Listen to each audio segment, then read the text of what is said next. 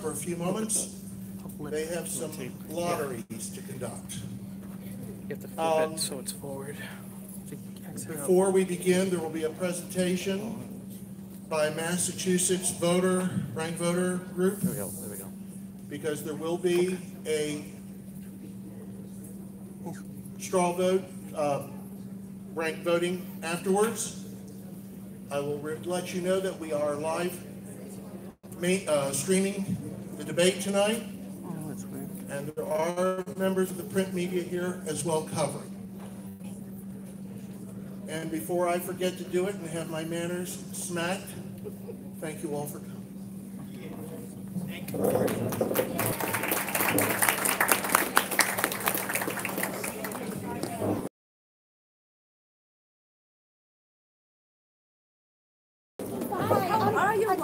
I wasn't sure if you remember me. It's good to see you very too. nice to finally meet you face to face. How's everything going? I feel like I already know you. You're live streaming. Good to see you. Good, thank you.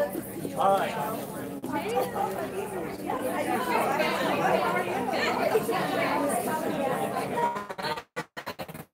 Hey everyone! Microphone. Good evening.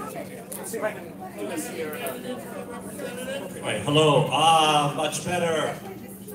Good evening, everyone. I'm Jim Henderson from Voter Choice, Massachusetts. As Kirk just mentioned, part of the event this evening will be a straw poll that you all will be able to do on your phones. My computer will do that. That you'll be able to do on your phones, and we'll have tell you a little bit more as the presentation goes along. But before we start the debate, before we do the straw poll, I want to make sure that those of you here in the room and those of you watching on the live stream right now have an idea of what ranked choice voting is. So I know there's a small screen. It's the best I could do for the evening. So I don't know how many of you have heard of ranked choice voting. Can I just have a show of hands of folks who've had some exposure? Maybe I don't have to do this. It's great that all of you know about it. But no, I'm going to go ahead. So I want to quickly start with what is the problem we're trying to solve with the idea of ranked choice voting. So for those of you in the room here will recognize this example from about 18 years ago. The Florida election, in the presidential election. I hear some groans out there. So as many of you recall, it was a very close election in Florida where you had George Bush had just under 49% of the vote, Al Gore with just under 49% of the vote, and Ralph Nader with just under 2% of the vote.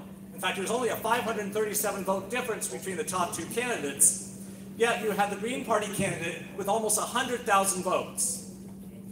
And so, where might have those 100,000 votes been had Ralph Nader had he not run in that election in Florida? Well, we actually have a pretty good idea of how that would have worked out, because there were exit polls. So, of the people who voted for Ralph Nader, 28% of them would not have had a second choice. They would have said Ralph Nader or bust. Interestingly enough, and in this audience, you might find this interesting, 27% of the Ralph Nader voters would have voted, in fact, for George Bush had they been given a second choice. But if you do the math, you will see that 45% of the Ralph Nader voters would have, in fact, chosen Al Gore as their second choice. And certainly that 18% difference, 18% of almost 100,000 votes, certainly would have overwhelmed the 537 vote difference. And so a lot of people refer to Ralph Nader as the spoiler in that 2000 election. So I'm going to go to a different example here. This happened back in Maine in 2010. In the gubernatorial election in Maine in 2010, we had Paul LePage, who got under 38% of the vote. You had an independent, a left-leaning independent by the name of Elliot Cutler, who got just under 36% of the vote. And then the Democratic candidate, Libby Mitchell, who got just under 19% of the vote. So it was a very close election between the top two, and in the existing first-past-the-post system, Paul LePage was in fact elected as as governor of Maine. No comment on that from this group here? So the question that I would ask is, where would the Libby Mitchell voters have gone to? Libby Mitchell being the Democrat in the race. Would they have those votes gone to Paul LePage? Probably not. Would they have gone to Elliot Cutler if given a choice? Elliot Cutler was actually a former Democrat and ran as independent. And so I think it's more likely, we don't know for sure, but more likely that the Libby Mitchell voters would have gone to Elliot Cutler. And because both Elliot Cutler and Libby Mitchell had somewhat similar views, somewhat similar political views, it's thought that those two candidates actually split the vote. They might have in fact split the sort of Democratic-leaning vote, resulting in our current system, Paul LePage winning that election. So vote splitting is another issue we see in elections that we're trying to solve here. Now, as we'll all see tonight, we are currently in a race here in the 3rd Congressional District where we have 10 candidates running for the Democratic nomination. And it is unlikely, because of the great quality of these candidates, that any of these candidates are going to get anywhere near a majority of the vote. I mean, there are polls out there that saying the leading candidates have 15, 16% of the vote.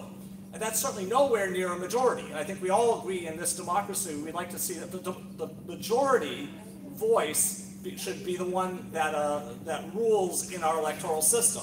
So we have a problem that we're facing here in the 3rd Congressional District. So we have a plurality system right now that's a spoiled system.